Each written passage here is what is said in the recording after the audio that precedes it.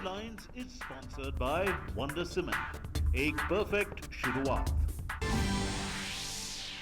Union Finance Minister Nirmala Sitharaman says the budget includes measures to achieve a $5 trillion economy. Says the government has proposed a 16-point action plan to boost agriculture and farmers' welfare. Holds interactive session with trade and industry representatives on Budget 2021 in Kolkata. Death toll due to coronavirus climbs to 813, exceeds 774 deaths recorded globally during the 2002-2003 outbreak of SARS. Government is fully alert in India. No new cases reported. More than 9,400 persons under community surveillance. 1,510 samples have been tested and 1,507 samples have been found negative. President Ramnath Kovind and Prime Minister Narendra Modi greet people on the occasion of Sant Guru Ravi Vedas Jayanti. President Kovind says Sant Guru Ravi Vedas was a prophet of peace, love, truth and social reawakening.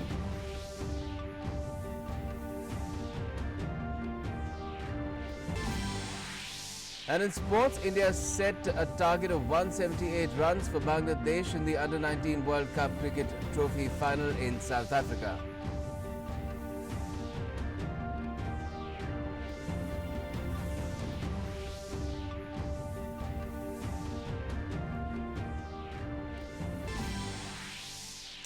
And Swedish Armand Duplantis breaks the pole vault record with a jump of 20 feet, 2.9 inches at a meet in Torun in Poland. Duplantis surpassed by a centimeter the previous world record set in 2014 by Renaud Lavellini in France. Headlines was sponsored by Wonder Cement. एक perfect शुरुआत. Namaskar, you're the latest here on DD News and DD India. I'm Gautam Roy.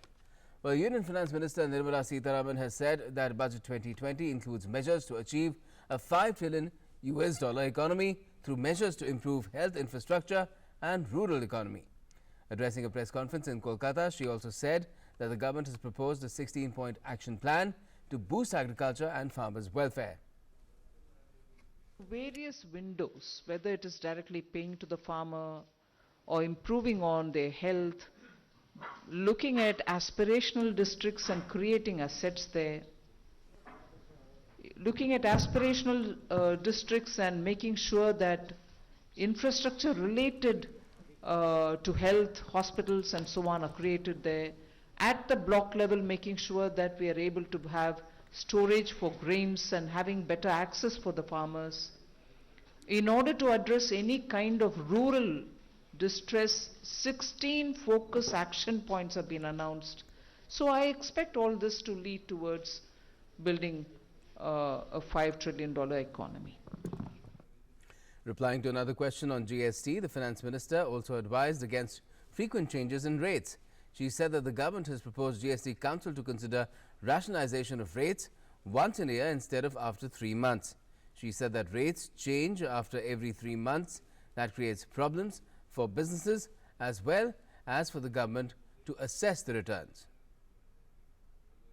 We've literally proposed to the GST Council, literally in the sense not formally, as a part of a small discussion, we said, can we consider a situation where once in a year alone we would do any rate rationalization, reduction or increase and everything else, not every 3 months. We'll do. But if you do it every 3 months, both business and government remain uncertain. Union Finance Minister Nirmala Sitharaman also held in an interactive session with the traders and industry representatives on Budget 2020, Jan Jan Ka Budget in Kolkata in West Bengal. During that interaction, trade and industry representatives asked her questions on Budget 2020 and on initiatives on startups and technological innovations, among others. The Finance Minister said that Prime Minister's vision of New India will be successful with initiatives in entrepreneurial and digital India arenas. The Finance Minister also asserted on the importance of utilization of technology for industry solutions, with government acting as facilitator. Prime Minister Modi is looking at building a new India, India which really give space for the spirit of entrepreneurship which has been ingrained in our society, especially when Prime Minister's New India wants to benefit from the technologies available, wants to use technology more as an objective interface between what is otherwise delivered by the government and what is otherwise performed by the businesses. In other words, for government to be a facilitator, today we have the advantage of technology. The FM also said that the government will soon open ATMs in tea-growing areas in Assam. She said such ATMs will facilitate cash to workers in tea-growing areas. Bank branches, for reasons of viability, don't appear. We are fully willing to provide through the banks enough number of ATMs and working and kept up-to-date ATMs in tea-growing areas to benefit the workers. We will assure you, not taking months, within weeks, I will have banks set up ATMs wherever you want us to. And cash cannot be scarce for these workers who live on their wages. The death toll from the novel coronavirus outbreak has jumped to 813, overtaking global fatalities in the 2002-2003 SARS epidemic. Even as the World Health Organization said, the outbreak appeared to be stabilizing. According to figures from the national health authorities, 89 more people have died, mostly in Hubei, the province at the center of the outbreak. The toll is now higher than the 774 killed worldwide by SARS nearly 2 decades ago. The latest data has come in after the WHO said the last 4 days had seen some stabilizing in Hubei, but warned that it was very early to make any predictions and the figures can still shoot up. Almost 37,200 people in China have now been infected by the new coronavirus, believed to have emerged late last year in a market that sold wild animals in Hubei's capital Wuhan before spreading across the nation and to other countries. Hong Kong has begun a mandatory 2-week quarantine for anyone arriving from the mainland, that is China. Visitors are being told to isolate themselves in hotel rooms or government-run centers, while residents are required to stay in their homes. Flouting the new rules will be punishable with a fine and a prison sentence. There have been 26 confirmed cases of the virus in Hong Kong.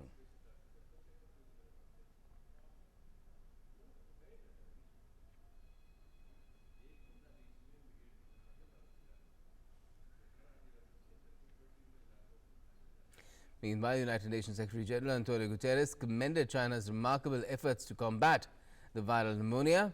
The UN chief said that it's clear that there is a massive effort that is being undertaken by China to contain the disease and to avoid its propagation.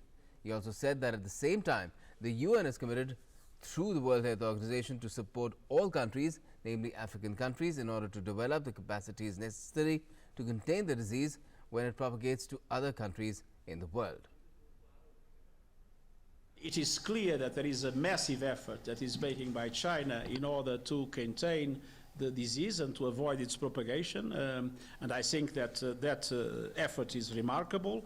The Chinese themselves recognize that the dimension is such that there are some handicaps and some problems that have to be addressed, but we are also at the same time committed through the World Health Organization to support all countries, namely African countries, in order to develop the capacities necessary to contain the disease when it propagates to other countries in the world. Obviously, we need to have very close cooperation between all states in order to make the global economy move, because if not, the conditions will be tragic. The head of the World Health Organization led international team investigating the coronavirus outbreak will be leaving for China next week. The team is likely to include experts from the US Centers of Disease Control. China had earlier agreed to allow WHO to form a team of experts to travel to China to learn about the virus and find solutions to the outbreak. Samples of all 406 people who have been housed at a quarantine facility of Indo-Tibetan Border Police, as the ITBP, at Chavla in New Delhi for the last 1 week have been found to be negative. Sampling of these people had been taken earlier and had been sent to laboratories to test. A total of 406 people who came back from Wuhan in China, including 7 persons from Maldives, 1 from Bangladesh and 1 on the 1st and the 2nd of February, are being looked after at Chawla Quarantine Facility of ITBP by an expert team of doctors and medical professionals. Periodical checkups are being done according to medical protocol. 7 persons who were shifted earlier to Safdarjung Hospital in New Delhi as a precautionary shift are now back. Inmates playing indoor games available at the ITBP Centre and watching news on TV and reading newspapers can be seen there. Prime Minister Narendra Modi has expressed solidarity with Chinese President and the people of China over the outbreak of the coronavirus disease in the country. In a letter written to Chinese President Xi Jinping, the PM offered India's assistance to face the challenge. The PM offered condolences at the unfortunate loss of lives due to the outbreak as well. He also conveyed appreciation for the facilitation provided by the government of China for evacuation of Indian citizens from Hubei province.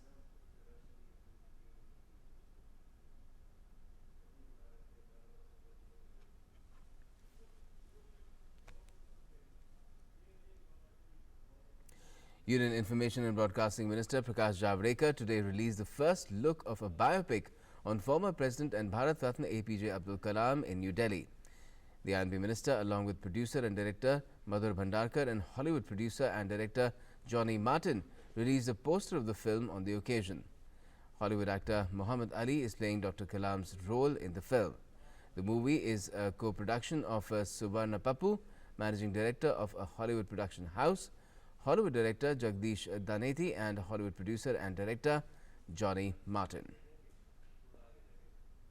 I am very happy to release first look of poster on the biopic of APJ Abdul Kalam, the darling President of India, who was a great human being, and therefore it becomes a story of the humankind, of how a dedicated, intelligent and a disciplined person can come up and rise to the top. And therefore this is one good movie which is now coming up. Ravi Vedas Jayanti, the birth anniversary of Sant Ravi Vedas, is being celebrated across the country today. Sant Ravi Vedas was a 14th century saint and founder of Bhakti movement in North India. President Ramnath Kovind paid rich tributes to Guru Ravi Vedas. In his message, the President said that Guru Ravi Vedas gave the message of peace, harmony and fraternity. In a tweet, the President said, and I quote, "Greetings and good wishes to all fellow citizens on Guru Ravi Vedas Jayanti. Sant Guru Ravi Vedas was a prophet of peace, love, truth and social reawakening. He was a champion of human values which are extremely relevant in the contemporary world. Let us follow the path shown by him." And Prime Minister Narendra Modi also paid rich tributes to Guru Ravi Vedas. In a tweet, the PM said, Guru Ravi Vedas emphasized on harmony and brotherhood for a positive change in society which is still relevant today. The PM also said his education based on justice, equality and service will continue to inspire people in every age. The PM also shared a video on his Twitter account. संत रविदास जी के विचारों का विस्तार असीम है। उन्होंने जो दर्शन दिया है वही सही जीवन जीने का रास्ता, और वह भी बहुत सरल तरीके से दिखाता है। रविदास कहते हैं, ऐसा चाहूं राज में जहां मिले सबन को अन्न, छोट बड़ो सब सम बसे, रविदास रहे प्रसन्न। यानी गुरुजी ने ऐसे भारत की कल्पना की थी जहां बिना किसी भेदभाव के सबकी मूल आवश्यकताओं का ध्यान रखा जाए। उन्होंने कहा था, जाति जाति में जाति है, जो केतन के पार। रविदास, मनुष्य ना जुड़ सके जब तक जाति न जाए। मतलब जाति केले के पत्तों की तरह है, जहां पत्तों के भीतर पत्ते होते हैं, जातियों में भी ढेर सारी जातियां हैं। ऐसे में जब तक जाति के नाम पर किसी से भेदभाव होगा, तब तक सभी मनुष्य एक दूसरे से पूरी तरह नहीं जुड़ पाएंगे। संत रविदास जी ने अपने संदेशों के माध्यम से अपने पूरे जीवन काल में श्रम और श्रमिक की अहमियत को समझाने का प्रयास किया। संत रविदास जी के संदेशों ने हर तबके, हर वर्ग के लोगों को प्रभावित किया है। संत रविदास जी को नमन करता हूं। BJP President J.P. Nadda and other senior leaders also paid floral tributes to Sant Ravidas on his birth anniversary. The BJP President said that Sant Ravidas was a preacher of brotherhood and unity, and the work of constructing a temple dedicated to him will also commence soon.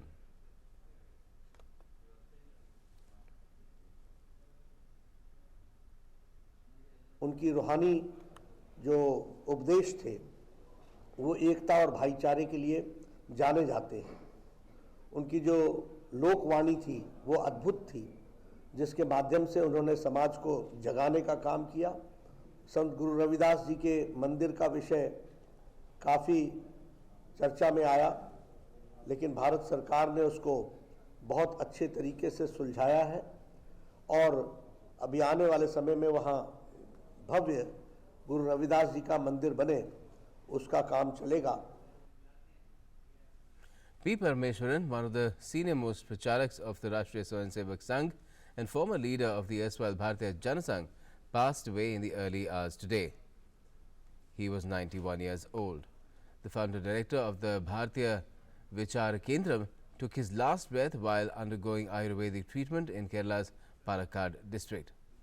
Parameswaran, who had worked with leaders like Deen Dayal Upadhyay, Atal Bihari Vajpayee and L.K. Advani during the Jansangh days, was honoured with Padma Vibhushan, the country's second highest civilian award, in 2018 and Padma Shri in 2004.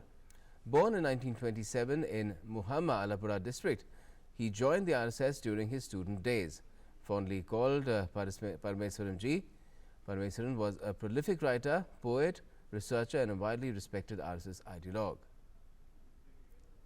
Prime Minister Narendra Modi has expressed his condolences on the demise of veteran RSS ideologue P. Parameswaran. In a tweet, Prime Minister Modi said, Shri Parameswaran was a proud and dedicated son of Bharat Mata. His was a life devoted to India's cultural awakening, spiritual regeneration and serving the poorest of the poor. Parameswaran Ji's thoughts were prolific and his writings were outstanding.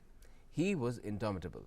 An institution builder, Parameswaran Ji nurtured eminent institutions such as Bharatiya Vichar Kendram, Vivekananda Kendra and others. I am fortunate to have interacted with him many times. He was a towering intellectual, anguished by his demise. Om Shanti. And the Prime Minister will be sharing his thoughts with the people in the country and abroad in his Mann Ki Baat radio program on the 23rd of this month. It will be the 62nd episode of the monthly radio program. Prime Minister Modi has invited people to share their ideas on topics he should address in the 62nd episode of Mann Ki Baat. People can dial 1-800-11-7800 to record their message and can write on the Namo app open forum or on mygov.in. People can also give a missed call on 1922 and follow the link received in SMS to directly give their suggestions. Let's now get you some international updates. Where the Thai soldier who killed at least 21 people and was holed up in a mall overnight was shot dead this morning by commandos, ending a near 17-hour ordeal which left dozens wounded and stunned the country. It was unclear how many people remained trapped inside the Terminal 21 mall in Korat, where the gunman held out throughout the night, armed with assault weapons stolen from his barracks. Volleys of gunfire rang out as the siege ran into dawn, hours after Thai security services stormed the ground floor and freed scores of stunned, terrified shoppers from a bloody rampage that the gunman, a junior army officer, identified and later had relayed via Facebook posts. Commandos from the elite Thai police killed the gunman, a police spokesperson said. After an operation involving hundreds of security personnel. A fleet of ambulances left the front of the complex and forensic police poured into the grim crime scene shortly before the gunman's death was confirmed. New South Wales, an East Coast state where nearly a third of Australia's population lives, saw some areas drenched by the heaviest rainfall in almost 20 years by Saturday, with severe weather and flash flood warnings. There were still more than 35 active fires in New South Wales on Saturday, half of them yet to be contained, but officials said the downpours, which are expected to continue into next week, may dampen them. Speaking at a news conference, New South Wales Emergency Services Minister David Elliott warned the public to be vigilant in the flood conditions, with 13 flood rescue operations launched over 2 days. After months of destructive wildfires that have razed millions of hectares of land, Australia has been hit in recent weeks by wild weather that has brought heavy downpours, hailstorms and heat waves.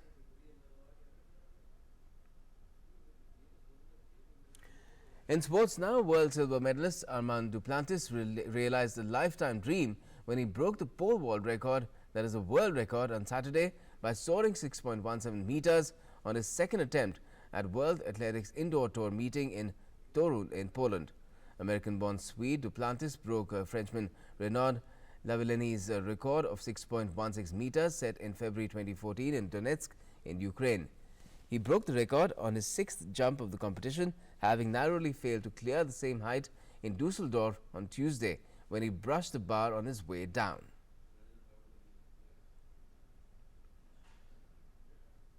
And in cricket, India have set a victory target of 178 runs for Bangladesh in the summit clash of the Under-19 World Cup being played at Potchefstroom in South Africa. India were all out for 177 in 47.2 overs.